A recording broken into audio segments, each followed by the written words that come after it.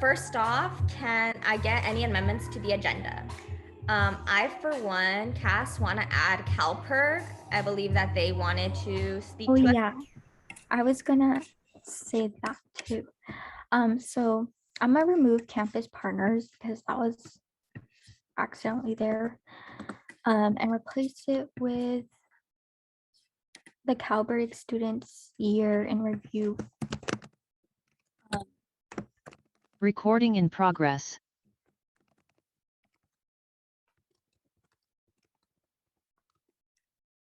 Okay, 1 second. Perfect. Okay, I just added that. And then I'm also going to, am I allowed to strike Bruin advocacy grant and also change the EVP report to written because Sarah isn't able to be here? Yeah. Okay.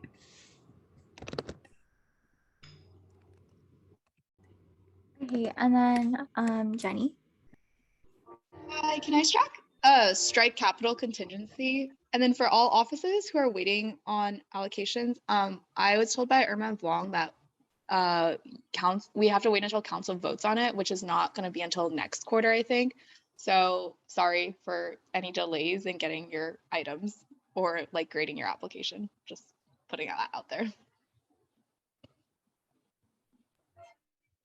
No worries, Jenny. You know, we appreciate all you do. Ange? Hi, can I strike ASRF allocations and travel mini grant allocations as well? Okay, got it. And Jane. Can I strike TGIF, please? And Momina. Can I strike SFS? Thank you. Okay, I think that was all the amendments. Brief. Awesome. Okay. Can I get an approval of the agenda, please? I move to approve the USAC agenda for November 30th. Can I get a second? A second. Herman motions, Emily seconds. All in favor, please raise your hands.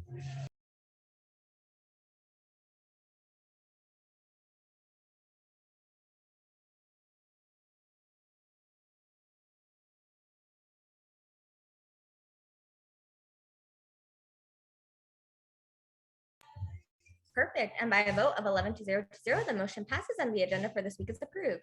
Great. Moving on to the approval of last week's minutes. I personally was not here, but the date should have been 11/23, so November 23rd. Can I get a motion, please? I move to approve the minutes from November 23rd. Can I get a second? I second. Moment of motions, Angie seconds. All in favor, please raise your hands.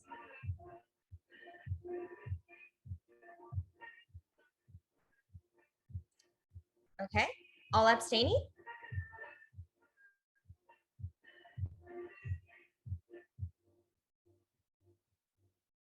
Okay, so all three of you are abstaining, just to be sure. Okay, by a vote of 9 or okay, 10 to 0. Yeah, you're abstaining. 10 to 0 to 1, the motion passes and the agenda for last week is approved. Great. Moving straight into public comment. Public comment is time when any member of the public can come speak to USAC. Remember to please use gender inclusive language, use respectful language. Freedom from speech does not mean freedom from accountability. And please raise your hands if you would like to speak at this time, and you will get promoted, and I will call on you once you enter the room. Thank you so much.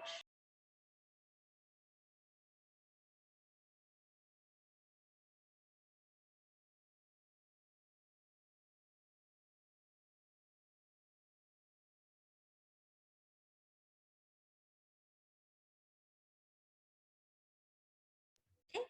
I don't see Cass. Are you promoting anyone? Oh, okay, Zuleika. Zuleika.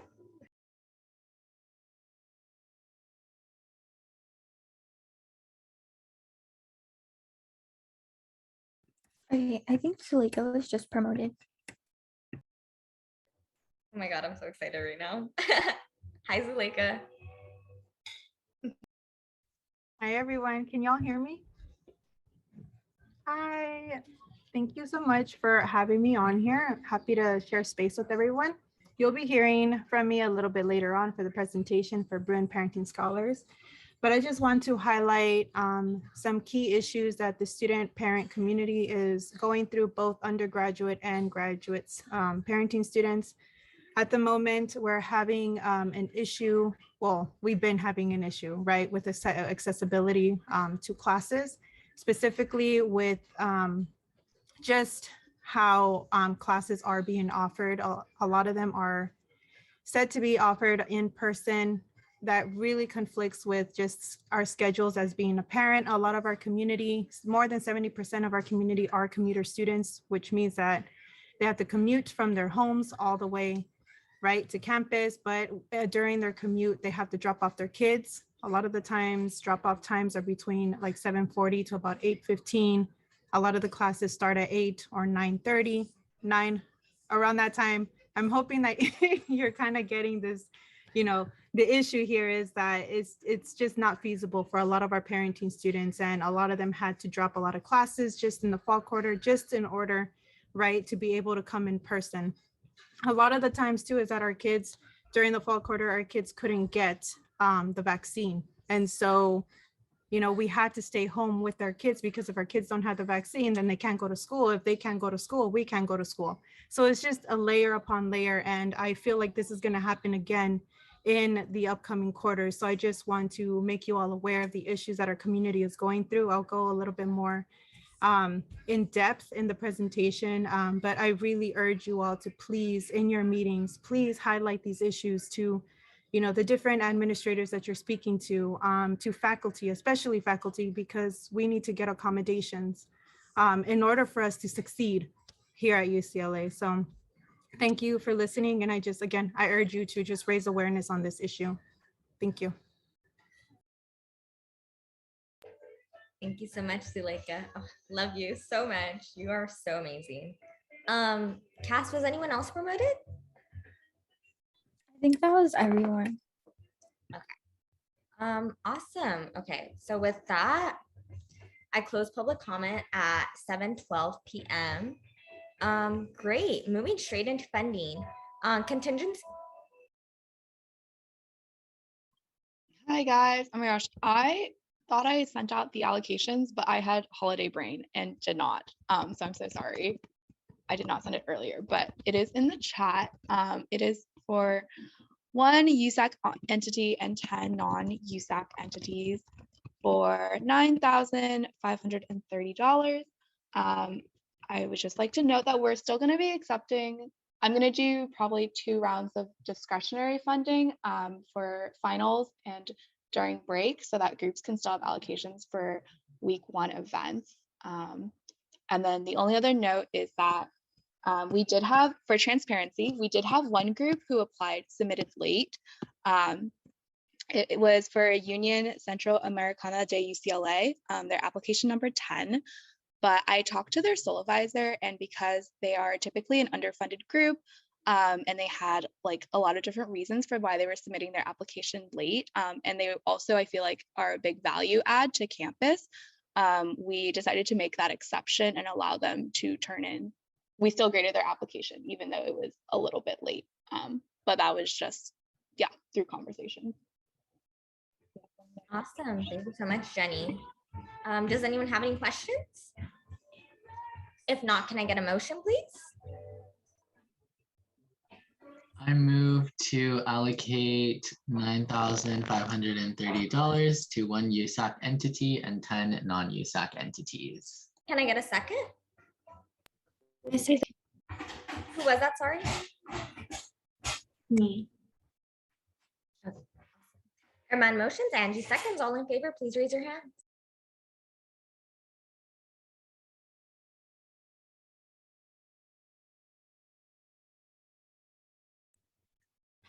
Great, and by a vote of 11-0, the motion passes and contingency program for this week is approved.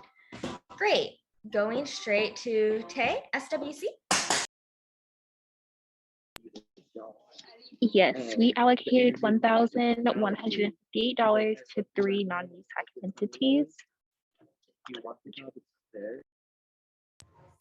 Any opposition? If not, Tay, thank you so much. Arc? Hey y'all, can folks hear me? Okay, cool. I'm pulling up the allocations right now. So for ARCs, we finished our winter cycle 1 allocations.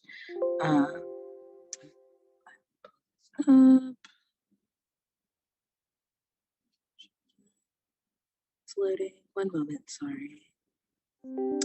So for our winter cycle allocation, cycle 1, we allocated a total of $15,928.48 to 9 non-USAC entities. Okay, is there any opposition? If not, thank you so much, Prom. Great. Okay, we're done with funding. Moving straight into special presentations. Erman, you have the floor. Thank you so much. If you can, if someone can please promote Nadine Quinones. She is in the attendees. I think it's just Nadine. But yeah, I'm so excited that we all have the chance to hear today from both Nadine and Zuleika, who are here representing Bruin Parenting Scholars, similar to the concerns that Zuleika brought up during public comment.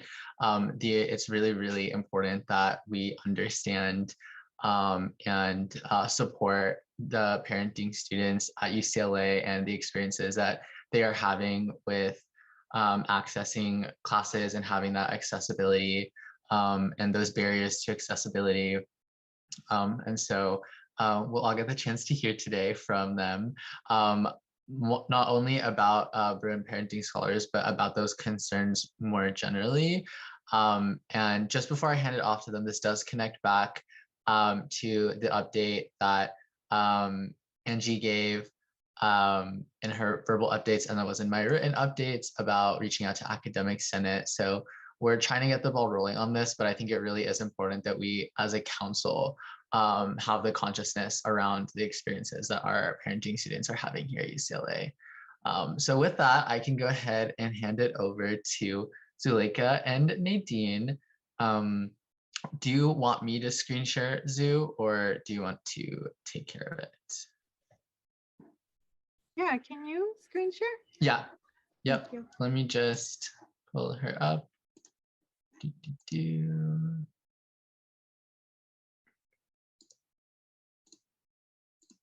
Okay. Cool.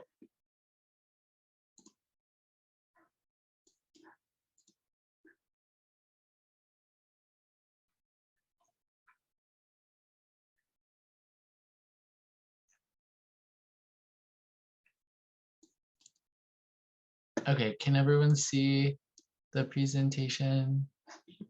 Okay, great. Yeah, Sue, whenever you're ready. Awesome. Well, welcome again. It's really nice to be here, and I'll do this as quickly as possible because I know that USAC meetings can get really long. So I'll try to make it as easy as possible. So this presentation is specifically on parenting at UCLA and presented by the Bruin Parenting Scholars. Nadine and I are the co-chairs. Next. All right, so the agenda will be our mission statement, a little bit of history, like how we got started, who we are, some of the advocacy that we've done and we are doing at the moment, some of the current issues. So we'll go a little bit more in depth. And then the UC report that actually just came out in 2020, and then how USAC can support, and then any questions. So we'll go over the mission statement. So Bruin Parenting Scholars is committed to increasing parenting student access to and awareness of campus resources and enrichment opportunities. The group also promotes campus and community engagement that enriches and supports students' academic, professional, and personal goals. And the way that we do this is we like to partner up with campus departments, and we also partner up with some student organizations, again, to raise awareness and to offer different resources to our students. Next. Nadine. Hi, everyone. I'm really happy to be here with you all and to present alongside Zuleika. So to share some of the history of Bruin Parenting Scholars, it was created out of need. Parenting students came together to create this organization more than 10 years ago to share resources and to build a community of support. Within the first year, Parenting Scholars at UCLA, which is now known as Bruin Parenting Scholars, and a group of students from different communities came together to advocate for the creation of the Bruin Resource Center, which houses different departments that serve different communities. And so the Students with Dependence program, sorry about that, that's my son in the background. The Students with Dependence program came into existence by working collaboratively with the Parenting Scholars at UCLA. The structure of PSUCLA has changed each year as with its new leadership, and recently became more involved in advocacy surrounded parenting student issues on campus. Next, please.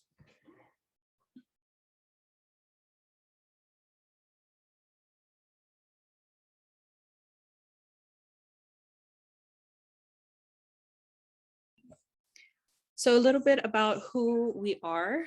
BPS, Bruin Parenting Scholars, is a student organization that centers parenting student voices on campus. We work collaboratively with campus departments and other student organizations to promote programming efforts that assist the personal, professional, and academic development of parenting students. Next, please. So our demographics are very diverse and intersectional. There's approximately 300 undergraduate student parents, and that's about 0.9% of the undergraduate student body. This is, we got this from the UQ's data that just recently came out. And this number is not accurate because it's based on like FAFSA data, and it's only tracks students who use or who apply to FAFSA. So it leaves out a lot of students who don't necessarily apply to FAFSA or who have like scholarships on the side. So we are estimating that there's a little bit more of undergraduate students. There are 15%, a little bit more of graduate student parents within the community. So there's a higher percentage of graduate student parents at UCLA.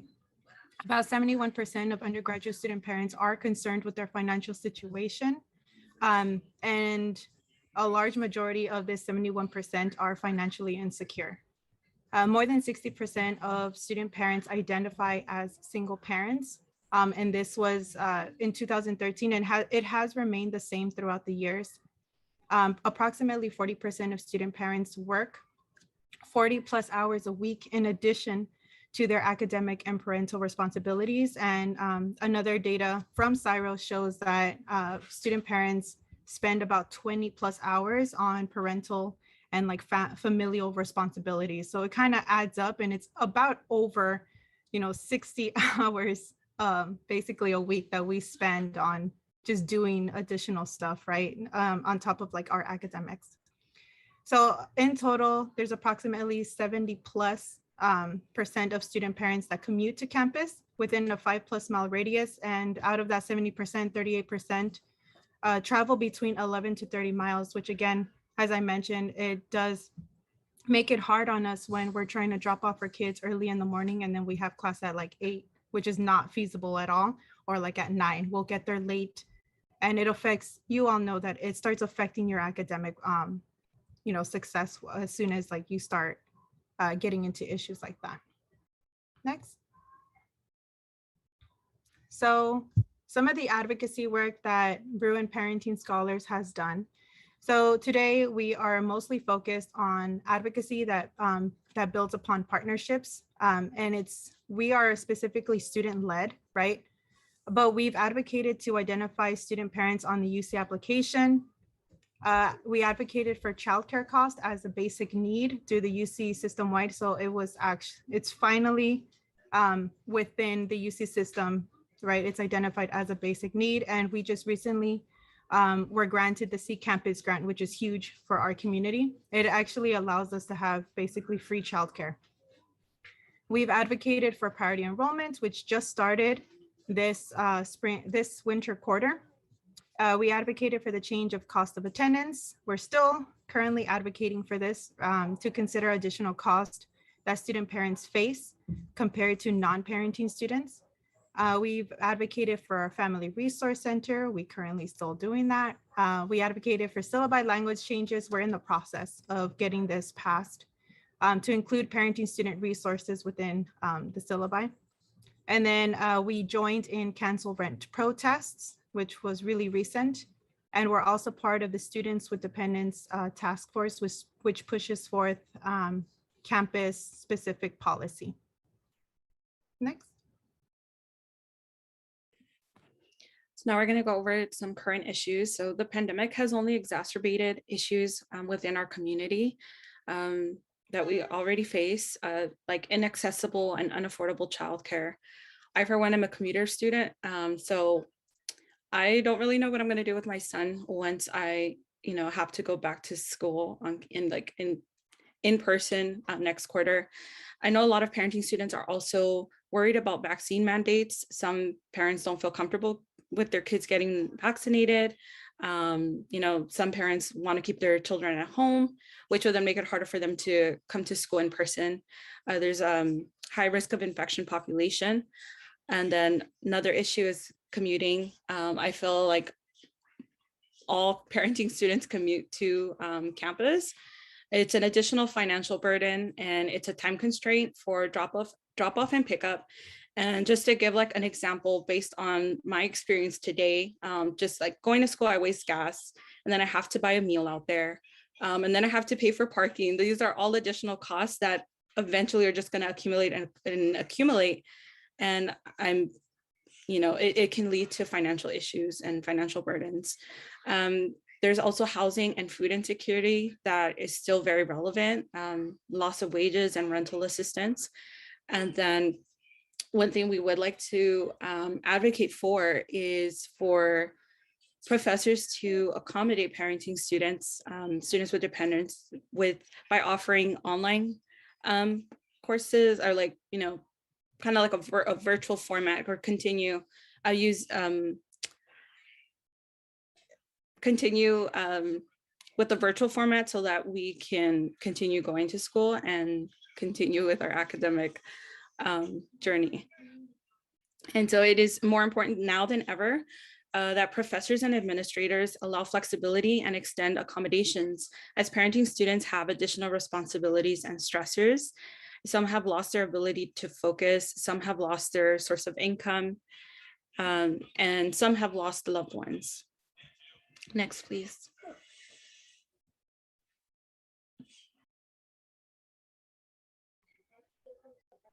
So the recent report that just came out, and this is from the UC, which is, for me, it's a little bit funny because they released this report, but it's not really acted upon. So they're suggesting, they have recommendations that the UC needs to comply, and yet nobody's complying with them. But I digress. This is the report that they did in collaboration with UCLA, the Luskin Public Policy, and with UCSA, which are amazing partners for doing this type of research, right? And so some of the academic support that they identified was that parenting students bear the hardship of balancing school and childcare, so they need much more support from academic success than any other student. In the interviews with parenting students and experts, they received several testimonies about the difficulties that parenting students face due to the poor understanding of parenting students by the campus, the difficulty of managing their schedules, and lack of physical spaces. There isn't a lot of physical spaces that support our identity on campus. A lot of the times when we don't have childcare, we have to bring our children or we have to stay home. And so a lot of the spaces are just very exclusive. They don't allow that. They don't allow us to bring our kids. And then what they suggested was that the findings, they point to the need for prioritizing parenting students to select and enroll in courses considering their stricter schedules, but also providing accommodations from faculty members. So the report actually is recommending that faculty be more accommodating, and yet we're not seeing that as we return to campus. Next. And so how can USAC support, right? USAC can be the pipeline for our community to communicate with administration. As I mentioned, you are the direct line of communication. You sit every day with administrators. So just making sure that you're uplifting our voices, that you're pressuring administrators, and just continuing to mention parenting students within every conversation, because literally every issue on campus directly affects us and directly affects our kids. And so when I mean uplift our voices, what I'm trying to say is, like, if you are having a meeting with a specific administrator, invite us to meet them, invite us to talk, because a lot of the times our stories are a lot more powerful when it comes from us, when it comes from the source. We are our best advocates. And then again, just raising awareness, right? Anything that has to do with housing, childcare, basic needs, accommodations, financial, right? Healthcare, a lot of that has to do or affects us. And then collaborate with us, right? So we're here. I mean, we're busy, but we're here, right? We want to collaborate. We want to raise awareness, and we want to work together. And so I just want to create a distinction, because I feel like a lot of the times these two get confused. Bruin Parenting Scholars is a student organization that focuses on advocacy and community building. And then the Students with Dependence program is an actual department that is under UCLA. And so they have to abide by campus regulations. So a lot of the times they don't have the room to advocate the way that students can advocate. And you all know that. So that's just a distinction, right? So if you want to do more so like community building or a program that focuses on like resources, Students with Dependence is more the route that you should go. But if you want to do like advocacy and other things like that, Bruin Parenting Scholars is the way to go.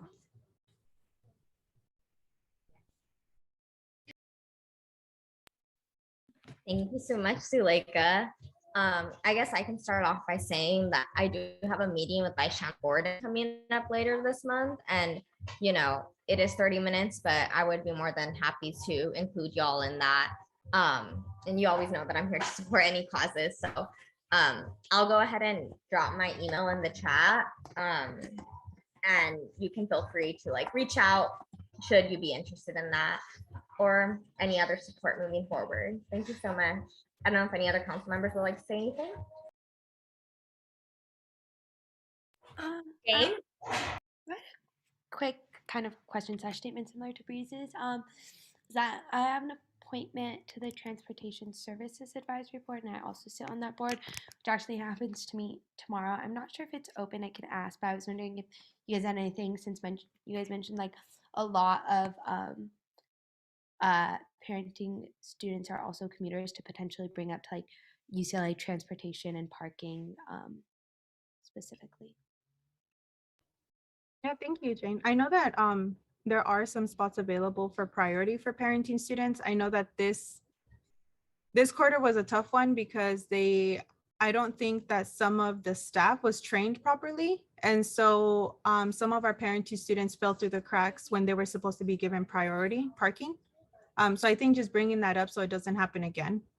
And I tried talking to them, but then they found out I was a student, and then they kind of like, I don't know, they like stonewalled me. So I would say like just making sure that their student staff is well trained and they know who gets priority registration for parking would be really helpful.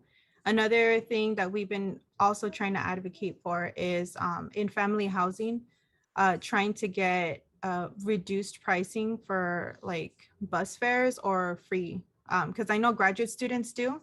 It's a weird combination because graduate students get free bus passes, right, in family housing, but undergraduate students don't. So it's just a weird dynamic where one student parent or one, is getting a little bit more priority than the other one. Anything you want to add, Nadine?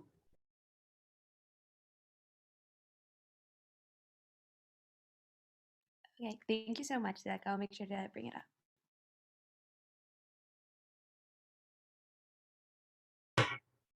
Awesome. Thank you so much. Does anyone else have anything else to add? If not, thank you so much, Zuleika and Nadine and Armand for bringing this presentation forward. We really look forward to working with y'all, and I'm always here to support Zoo, so you let me know whatever it is that you need. Thank you so much. This was very informative. Thank you, everyone. Thank you. Awesome. Thank you so much. Great. Moving straight into CalPERG year in review is, wait, have you promoted? I'm going to promote Radha and Sean and Niall. They're from CalPERG. Okay, I think they've all been promoted. Awesome. Thank you so much for letting me be here. Is it okay if I share screen so I could share a presentation? Okay, awesome. Let's see. Okay. Well, hi everyone. I wanted to first start off by saying thank you for having us today. We have come a long way this year, and we're so grateful to have had the opportunity to work with you and your staff to really drive the push for a better future. I wanted to also thank Bruin Parenting Scholars for sharing their presentation because it was very informative, and we're also working on hunger and homelessness and affordability. So if you're here, feel free to reach out to us so that we can try to help as well. I also know that all of you are probably have a lot of important items on the agenda today. So we'll be really mindful on sticking to our allotted time so you're able to discuss them. Before I begin, I wanted to introduce ourselves. So my name is Radha. I go by she, her pronouns. I'm a fourth year sociology major and the CalPERG chapter chair and statewide board secretary. Is Sean here? Okay, I don't. Okay.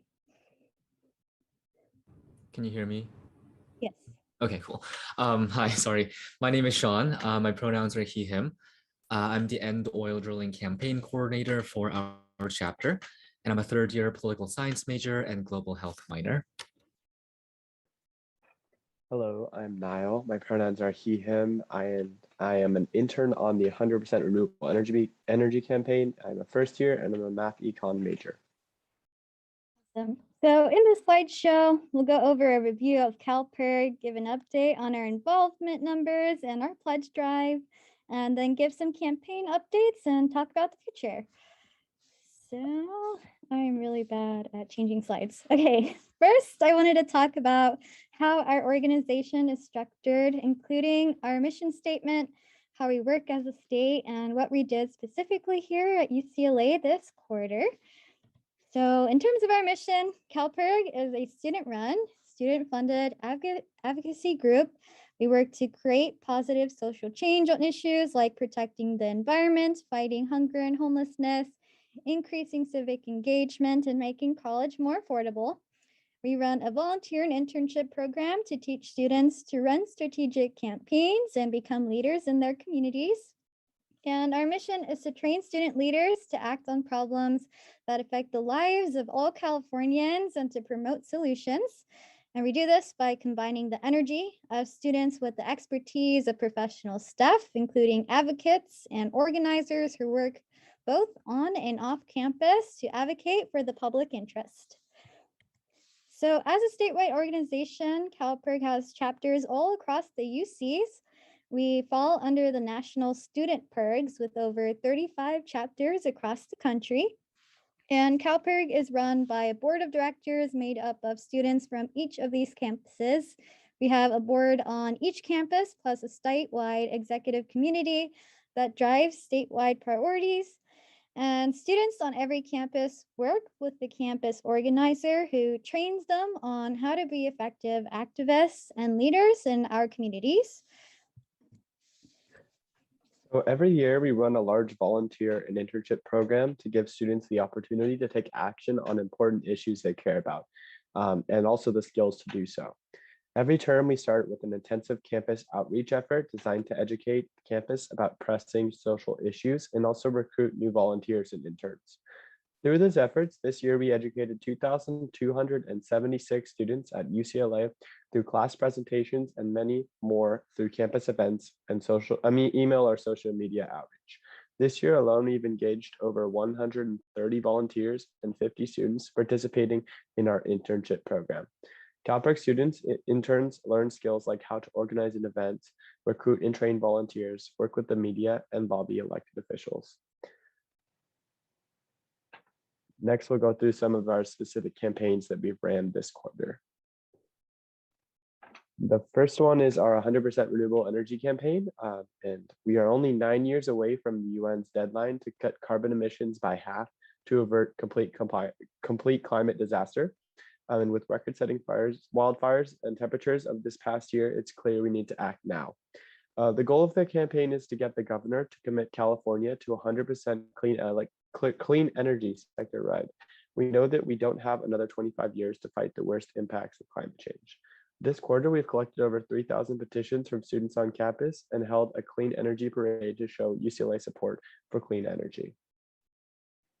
Awesome. And now I'm going to kick it off with my favorite campaign. So this quarter, we decided to continue on to work on our affordable textbooks campaign.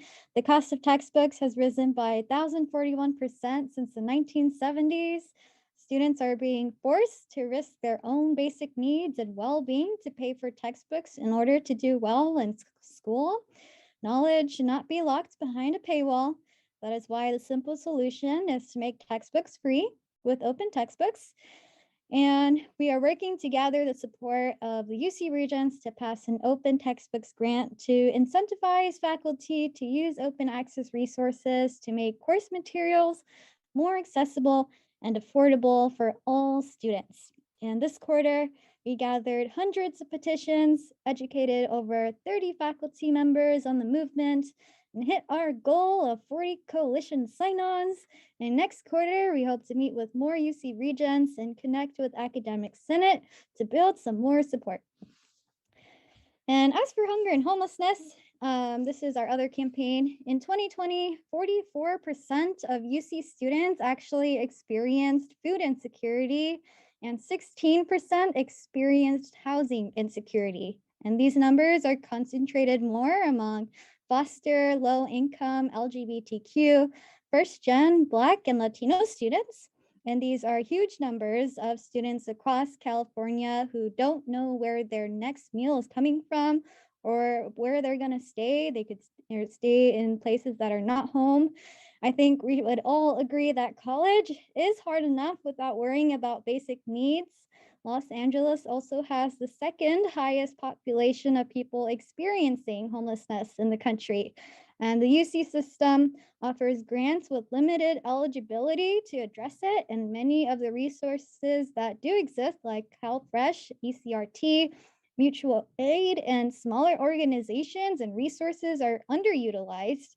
And with this campaign, we work to address the issues, alleviate them however we can, and lighten the burden on students and community members who are struggling with food and housing insecurity. And we raised over $1,500 in competition with CalPERG USC for the UCLA USC game and educated over 300 students about this issue. And lastly, we ran the End Oil Drilling campaign. Oil and gas drilling are extremely harmful for our environment and our communities. Not only does the process of drilling contribute to climate change by releasing emissions, but it also pollutes air and water, which increases the risk of illnesses like cancer, respiratory disease, and birth defects for those who live near drilling sites. And these sites are often placed in communities of color and lower income communities. That's why our campaign has been calling on Governor Newsom to implement his proposed plan for a 3,200 feet gap between new oil drilling sites and residential communities, and go even further by applying that rule to existing wells as well. And so far, we've collected hundreds of petitions and public comments in support of our campaign and been highlighted in the Daily Bruin for our work on promoting public health. And lastly, we want to go through some other organizational highlights from the quarter. So every quarter, we start with a recruitment drive to give students the opportunity to join CalPIRG as a volunteer or as an intern on one of our campaigns. And we know that change doesn't happen when one person calls for action. It actually takes collective action when we need to come together to raise our voice to call for change. And after our recruitment drive, we had our big kickoff meeting to launch our campaigns. And this quarter, we had a total of 80 students in attendance. And as for our pledge drive, CalPIRG is funded directly by students. That is powerful. It means that we work on issues that students really care about and the changes students want to see. And every quarter, we run a pledge drive to give students the opportunity to join our association of students by adding the $10 CalPIRG activities fee to their tuition bill. And this gives us the resources to hire professional staff that work with students to research problems and solutions, run grassroots campaigns, and make our voices heard with elected officials in Sacramento, in Washington, D.C. And we also have a contract with the university that states we need to sign up 10% of students to be in good standing. And this fall, we signed up 1,200 new dues-paying members who signed up to pay the CalPIRG pledge fee. And as a state, with all of our chapters, we signed up over 10,000 new members. You guys, it's crazy. Okay. And then we also worked with the Secretary of State to turn out the votes for the gubernatorial recall election. We're the largest and most diverse generation alive, and it can also be the largest voting bloc, but only if we vote.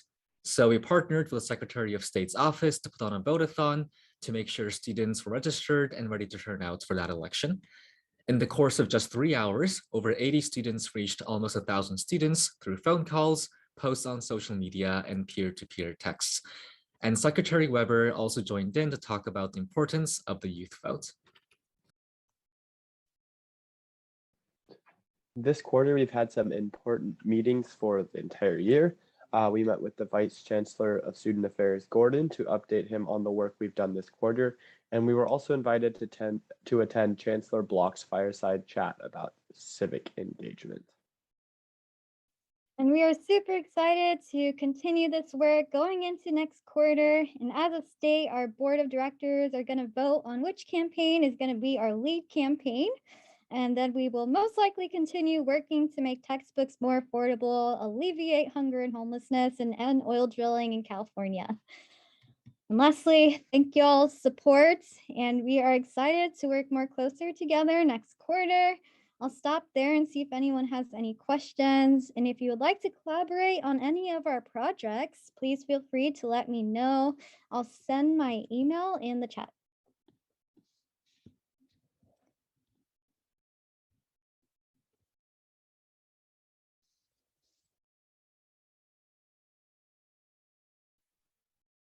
Thank you so much, Radha. Council, does anyone have any questions?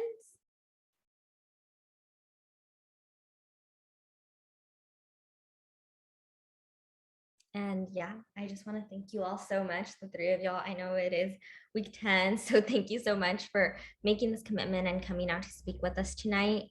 And it was very informative, and we look forward to continuing to partner with y'all. And I hope that we can get to that meeting, Radha, before the quarter ends. Hopefully. Thank you guys so much. Okay, thank you. Bye. Great. Okay, straight. Moving on to appointments. Has Shyla? Okay, perfect. Kayla, you have the floor. Oh, okay. Hi, everyone. So I'm going to be introducing her, right? Yeah, all right. Okay, hi everyone. So I would like to introduce Shyla, who I think would make a great addition to the Budget Review Committee team as Assistant Director. She's a first year pre-psychology major, and she's expressed a lot of interest in like finances and funding and wanting to find different ways to be more involved in the UCLA community. She's had ample experience working in student government before coming to college. She was class vice president and ASB president, and she was the president of numerous campus clubs. And obviously, as a person who selected her for this position, I obviously identify her as someone who is really responsible and dependable. And most importantly, I can tell she shares a similar passion for making positive impact on all the different communities here at UCLA. And especially as a first year, I feel that she has so much potential to learn and grow in this position in BOD. So yeah, I'm really happy to introduce her for all of you today. Awesome. Thank you so much. Shyla, you have the floor. All right. Hi, everyone. I'm so excited to be here today. I would like to introduce myself, but Kayla did an amazing job doing so. And I'm just really excited to be here and meet all of you and getting to know more about the USAC team.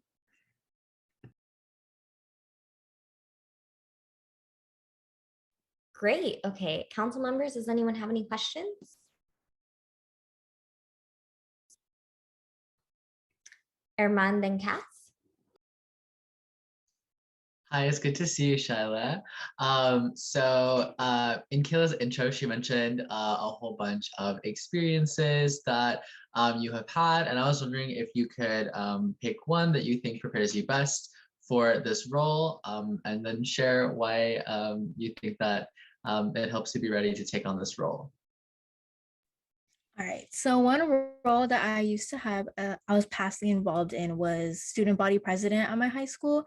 And it was really hard because it was my senior year, which is when we dealt with a lot of COVID and like online. So funding and finances was a little difficult, but I think that's where I gained most of my experience with finances and funding and budgeting for the school and trying to figure out how we can involve students through activities and events. And yeah, and I think that's really helpful for this position because it not only kind of introduced me to funding and finances, but it helped me be more curious about it, which I would love to learn more about through this position. Cass? Hi, my question is, why are you interested in this position, which is Assistant Budget Review Director? I'm interested as Assistant Budget Review Director because I'd like to learn more about finance and funding and budgeting. It's something I've always kind of struggled with, and I feel like getting more into it through these various officer positions that I've held, I've been more interested, and I would just really love to be more a part of the UCLA community and make my mark on the school.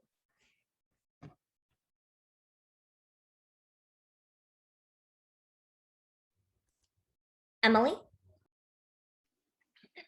Hi, Shyla. I was wondering if you have any ideas for how you would outreach to various student organizations about BOD programming fund application. Kind of like promotions or like stuff like that.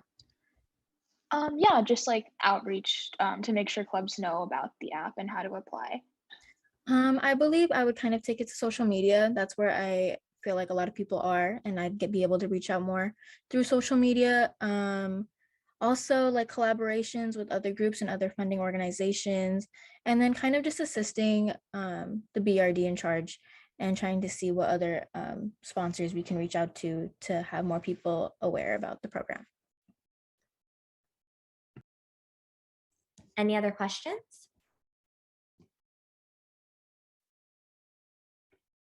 Okay, Shyla, you're free to give your closing. All right, well, I really appreciate this opportunity and getting to see all of you and speak with you guys. I really appreciate this opportunity and I hope you guys have a great day. This was amazing. I love this. Thank you.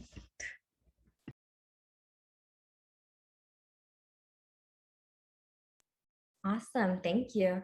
Cass, Arc? From ARC, we give a 3 to 0 positive recommendation. We're very happy to give Shyla a positive rec with her interest in assisting the BOD.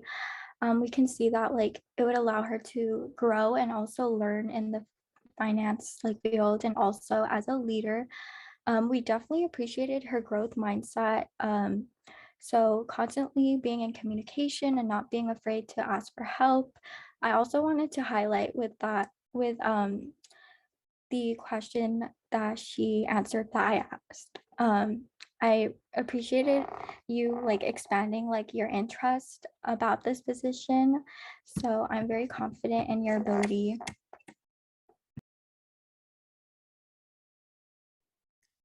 Any other comments from council members? Armand?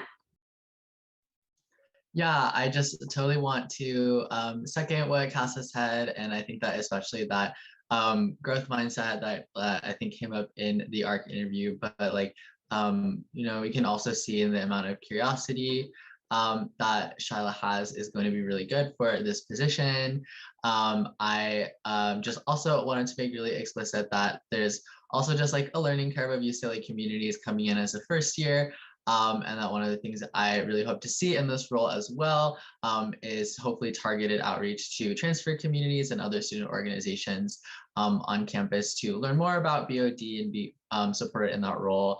And I think that Shyla is in a good position to learn about those communities and to conduct that outreach coming into this position at that time. But yeah, hopefully really excited to see what BOD can do with your help in this position, and hopefully have Kayla feel a little bit more supported in her role too.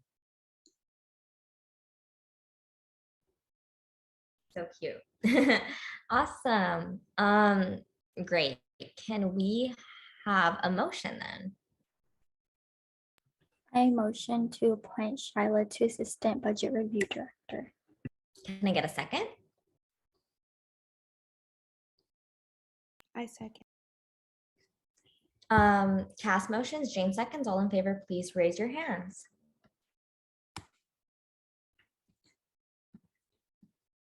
Great. And by a vote of 13 to 0 to 0, the motion passes and Shyla is appointed. Congratulations, Shyla. We look forward to working with you this year, and thank you so much for taking on this role, especially as a first year. It's a big commitment, but I'm sure you're going to do great. Thank you so much. Thank you. Okay, great. We're moving through it, folks. So officer reports, let's try to get through them quickly. I'll go ahead and get started. So FSLCC, the Future Student Leaders of Color Conference, confirmed a date. It's going to be April 16th from 9 a.m. to 2 p.m. I know that they might have reached out to a couple of y'all, but, if anyone would like to speak at the event, please let me know. It is for students beginning in elementary school through community college. So if anyone would like to speak on their experiences, please reach out to me so that we can include y'all as student leaders to kind of like, show these students like what's possible at the university. On my one-on-one meeting with Vice Chancellor Gordon, we discussed the task force that I know like y'all may have been CC'd in that thread regarding the ongoing situation with CPO. And during that meeting, we also discussed kind of COVID protocols, but a lot of the meeting was centered around updates. And I know he said that he would be sending a follow-up. I know that some of y'all may have been CC'd as well in that follow-up email. And I have been in touch with MO leaders to kind of discuss what we want to do moving forward in terms of sitting on that task force and, what kind of we want to do in terms of responding to that email from the Vice Chancellor. And then Cass and I know she might have mentioned it, but we had a meeting with Lyft. And hopefully we can try to follow up in terms of finding some sort of proposal to, support students and having safe rides on campus. Our office also released a care package, a giveaway that y'all might have seen. And I encourage y'all, if you know anyone that kind of needs that little extra support this quarter, please go ahead and, put them on the IG so that they can like receive it. We also had our IG town hall last week to discuss kind of winter classes accessibility and resources. And in the recovery and response task force, the COVID protocols that were set in place will be extended through December 31st. There is also discussion with the new variant, the Omicron variant that came out, in terms of what is to be done. But as of right now, there is just that the COVID protocols that existed as of now will be extended until then. And finally, Patty and I and Vong met to discuss surplus. We will be presenting surplus week 1 of next quarter. So I know like y'all have winter break, but it's also a good time to kind of think about what projects you might want to push moving forward. And if that's the case, having an idea beforehand so that you could present it come next quarter would be great. And with that, I'll pass it off to Cass.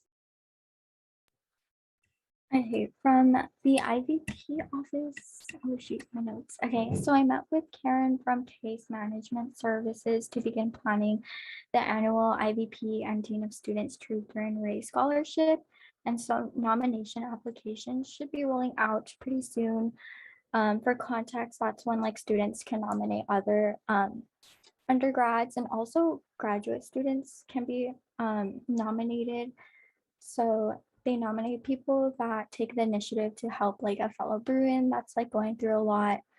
So there's that. And then with the UCLA IVP Spark campaign for the Housing Relief Award, we raised over $800. So now we're in the process of identifying next steps to see how we can get funding for this like initiative, and continuing to work with UCLA Financial Aid, Spark, and ECRT to figure out the logistics of the criteria and eligibility of the award to make sure that like Bruins financial aid packages are not like affected.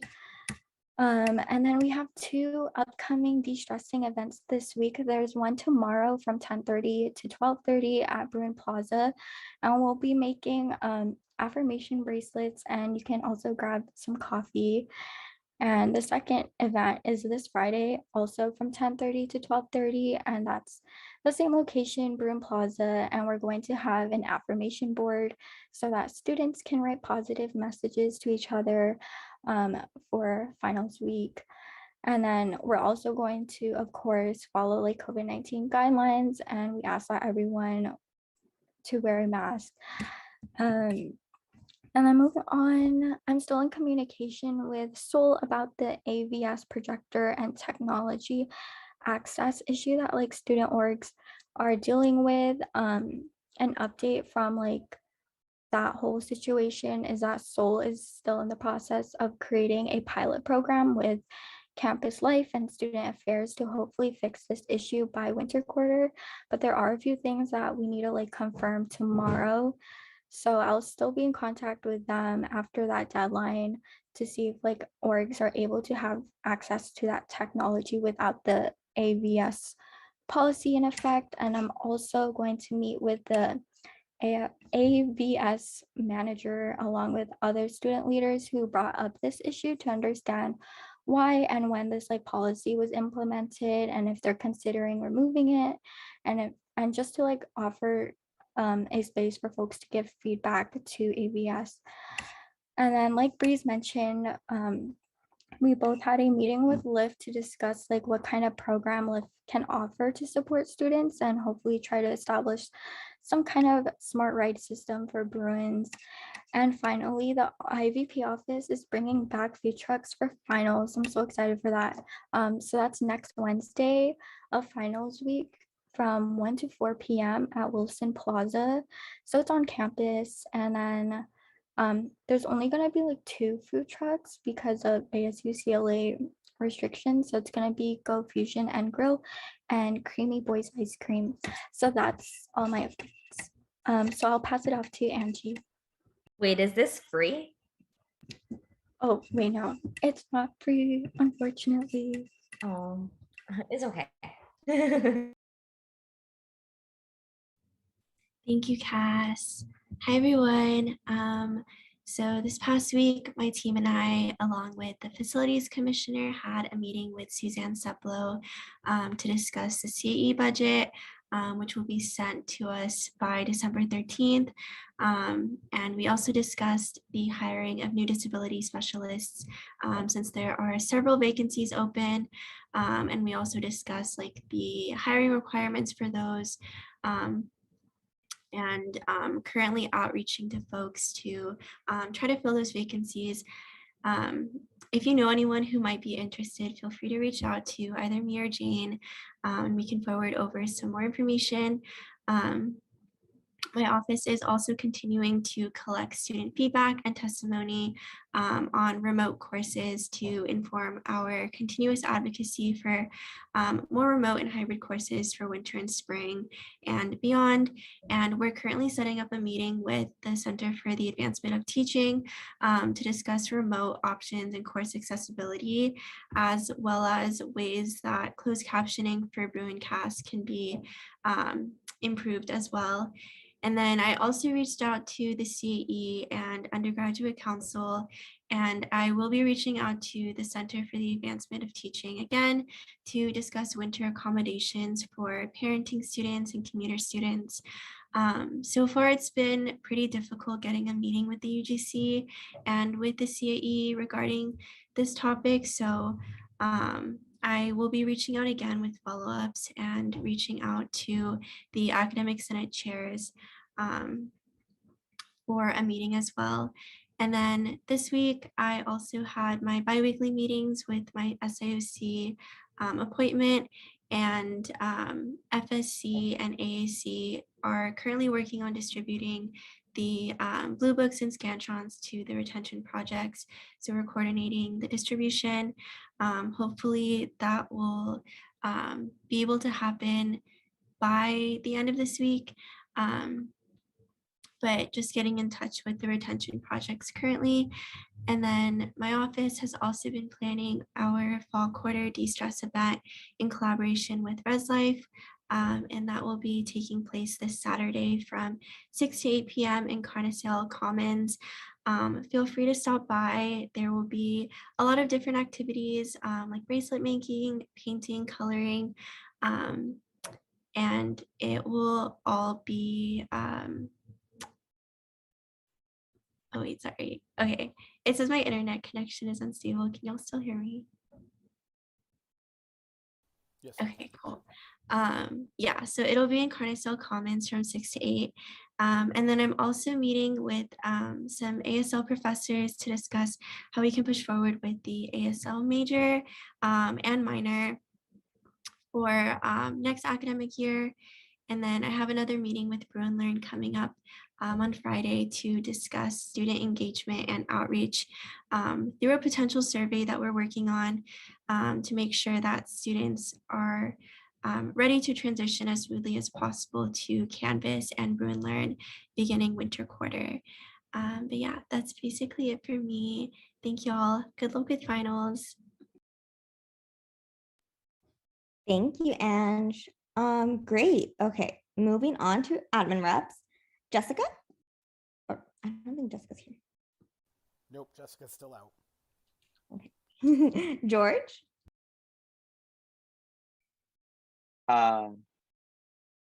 Nothing from the alumni side for me. Hi, everyone. But I do want to give something from the work that I've been doing at the UCLA Labor Center. We just released our resource guide for undocumented and refugee families, for communities and families living in 4 regions outside of Los Angeles, Inland Empire, Orange County, San Diego, and the Central Valley. So if you would like to get more information from me, please let me know. The resources that this directory will provide for families include mental health, healthcare access, and domestic violence. I'm really proud of the work that the fellows that I've been working with in the last year or so have done with it, and I'm glad it's out in 6 different languages, which costs a lot of money. So use that information as you would in the future in your own careers when you figure out translation. It costs a lot of money actually. But yeah, if you want more information, please let me know. And good luck with finals. George, can you actually like send it? I feel like that's such a great resource. Oh yeah, let me share it to the like the USAC council email. Yeah, I can do that. Thank you. Yeah, I could do that. George? I'll do that. I mean, not George. Josh, sorry. Hey friends, just please good luck with finals. Take care of yourself. Reminder, next week we will not be meeting. This will be, I believe, our last meeting of the quarter. We don't meet finals week. We will start again week 1.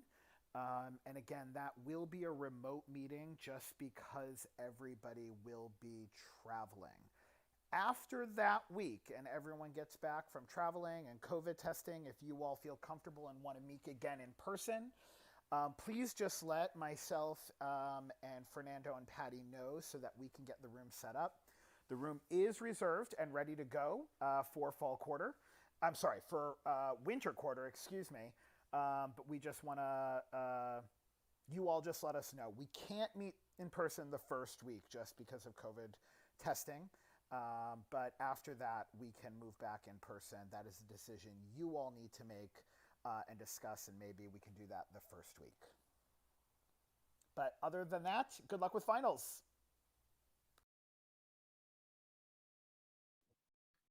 Awesome. Thank you so much. Orlando?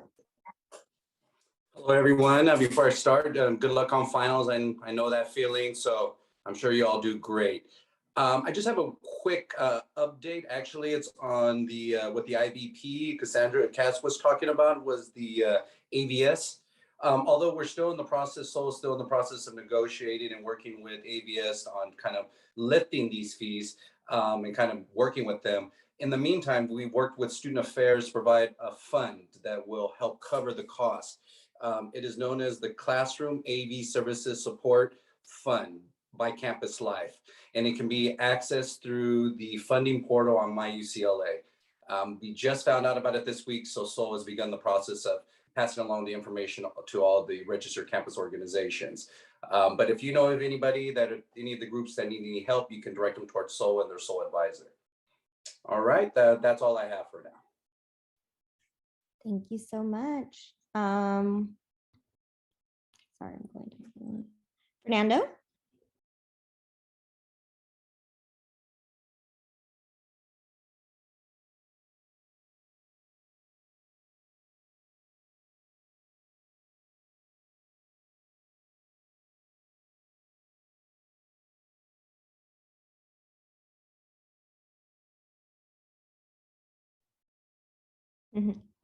Patty?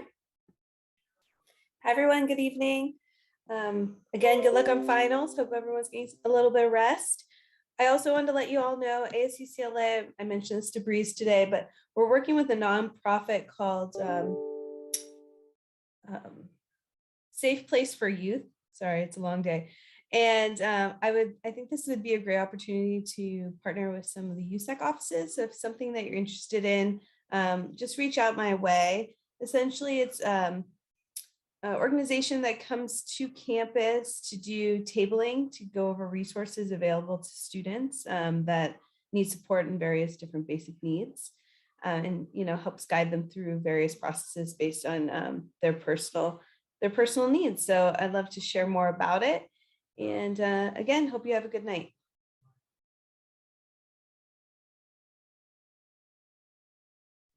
Awesome. Thank you so much, Patty.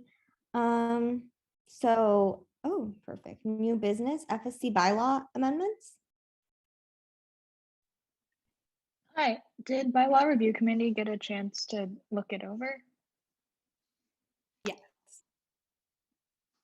Okay, cool. In that case, do I just like present the bylaw?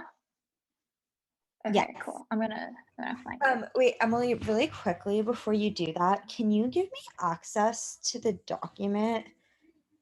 Oh yeah, I think I did click Oh, wait, that. oh, good. I need to switch my account. Give me a moment. Okay, yeah, you're good. Cool. I'll just input the bylaw vote on it. Oh, okay.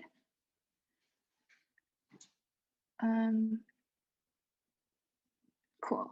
Sharing, making sure Fernando. Oh, okay.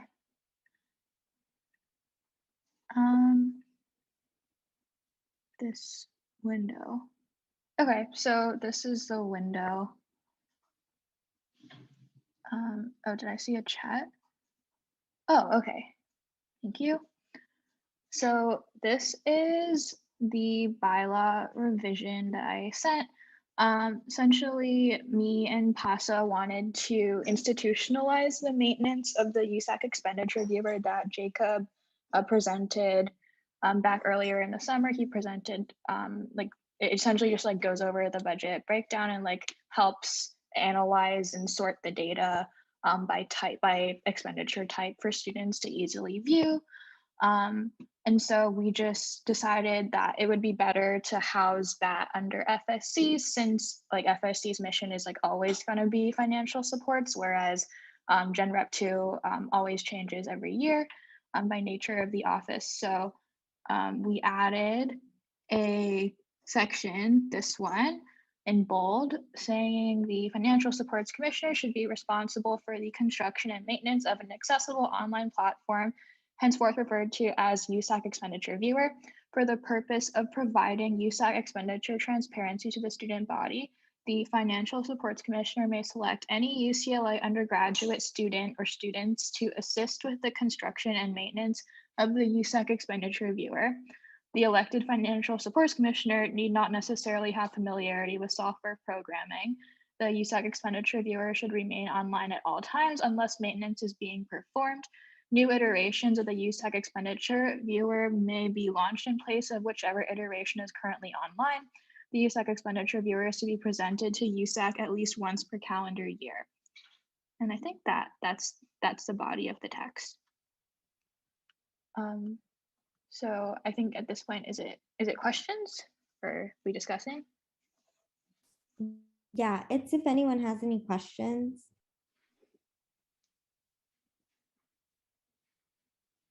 If not, can I get a motion?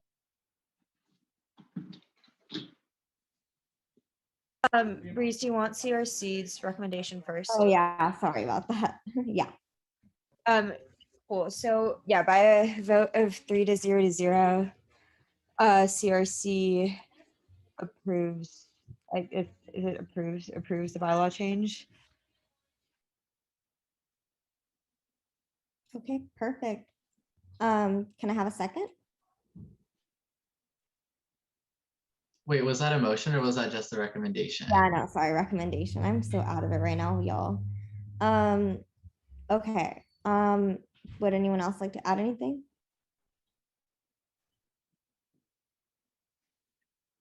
If not, can I get a motion, please? I move to approve the FSC expenditure viewer bylaw change. Can I get a second? I second. Armand motions, Tay seconds. All in favor, please raise your hand.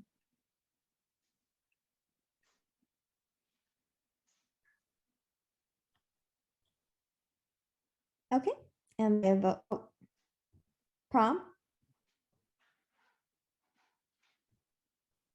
Momena, please raise your hand so I can have enough hands. And Jane, please. Perfect. By a vote of 11-0, the motion passes and the FSC bylaw amendments are approved. Thank you so much, Emily. Yay. And with that, I will be adjourning this meeting at 8:18 p.m. Thank you so much, y'all. Recording stopped. Yay, we got through the fall quarter, besties. Woo!